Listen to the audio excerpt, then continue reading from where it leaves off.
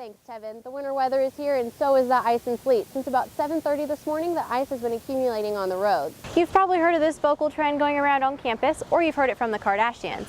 But this new way of speaking is actually called vocal fry. And I'll tell you how local food organizations are helping to have healthier food options this holiday season. Keep it here, you're watching UATV. Coming up on UATV, I'll tell you the importance of carbon monoxide detectors in your home. With a chance of wintry mix of ice and snow on the way, campus officials are getting ready to decide if there's going to be cancellations or not in the next 2 days. You've probably heard of this vocal trend going around on campus, or you've heard it from the Kardashians. But this new way of speaking is actually called vocal fry. Pretty sure I sound like that, so. Like Paris Hilton. What I found interesting is that some people think that women who talk this way actually sound more educated and urban-oriented. Others feel that it is a way of showing seriousness without sacrificing feminine quality.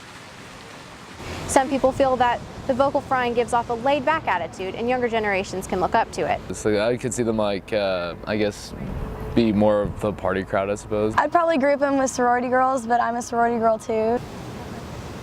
Speech pathologists call this a disorder because it is damaging to the vocal cords. The damage is done because of glottalization, the full or partial closing of the vocal cords during articulation. Reporting for UATV, I'm Alyssa Becker.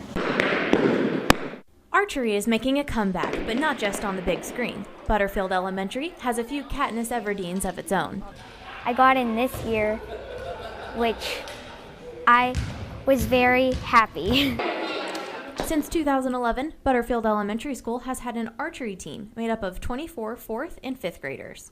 It's really structured well to keep everybody safe, and it works out really good. The program started in PE class when the students were able to shoot the bows for the first time. The Arkansas Game and Fish Commission gave Butterfield Elementary a grant to help get the equipment for the kids to practice with.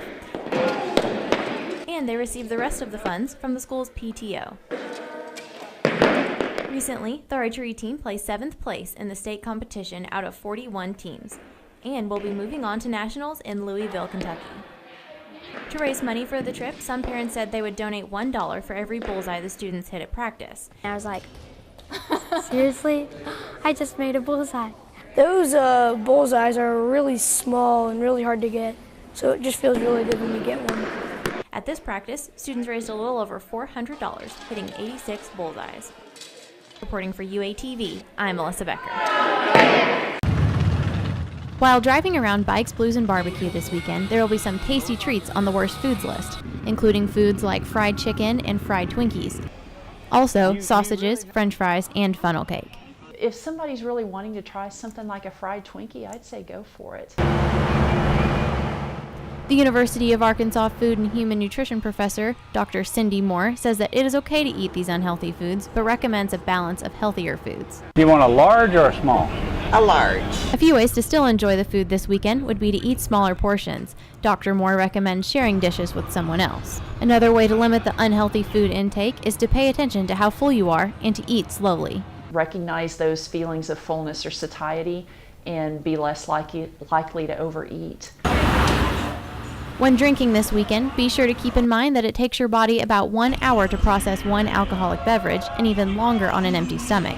Drinking too much alcohol is unhealthy and can have lasting effects on your liver. Previous health conditions diagnosed by a doctor, like high blood pressure, type 2 diabetes, or high cholesterol, can be affected by eating these unhealthy foods, and it is important to pay attention to these recommendations. Reporting for UATV, I'm Alyssa Becker. Thanks, Tevin. The winter weather is here, and so is the ice and sleet. Since about 7:30 this morning, the ice has been accumulating on the roads. With the ice coming, so is difficult driving. Several accidents have been reported today, like the 7-car pileup by the Porter exit on I-540 and others around town. Unless there is an emergency, driving during this weather is not recommended. Be sure to drive slow and don't slam on your brakes. We call Fayetteville the hill for a reason. If you look down Dixon Street from campus, you'll see that there is just one of many hills in the area. Try finding the flattest routes as possible. We would rather err on the side of safety. You can feel a little silly, but it's better to do that than have somebody injured in an accident. If you look at the ice right now, there's about 1/4 of an inch on the ground, and more is expected for tonight. Reporting for UATV, I'm Alyssa Becker. I'm here today at the fire department in downtown Fayetteville, and I found a few interesting facts out about carbon monoxide. Carbon monoxide usually comes from dirty pilot lights and burners. Carbon monoxide is colorless and odorless. You can usually only detect it if you have a detector or by the color of the flames. When the pilot light burns yellow, that means that there is a problem. You always want to have a blue flame. You can clean this with a vacuum or with wipes. You can't taste it, you can't see it, and it's one of the #1 killers of people during the winter season. If your carbon monoxide detector does detect the gas, then you should open your doors and windows and evacuate your home immediately. Also, you can call your gas company and the fire department. Usually there's a sensor in there, and the sensor will start chirping just like a smoke detector will. And when you see that or have that, it's time to change it out. Remember that a smoke detector and a carbon monoxide detector are two different things, and you can also buy them in combo packs. Reporting for UATV, I'm Alyssa Becker. According to the organization Northwest Arkansas Hunger Relief, in 2012, more than 49 million Americans lived in food insecure households. Food insecurity means that there is a lack of food available to that community. Melissa Terry with Feed Communities in Fayetteville is trying to solve this problem with help from the Food Justice Summit. By asking ourselves what is food justice and how it can promote and inspire durable solutions. The Food Justice Summit is partnering with the University of Arkansas to help spread awareness. With the help from Tricycle Farms, these organizations are promoting a healthier way for people in the community to get fresh food options.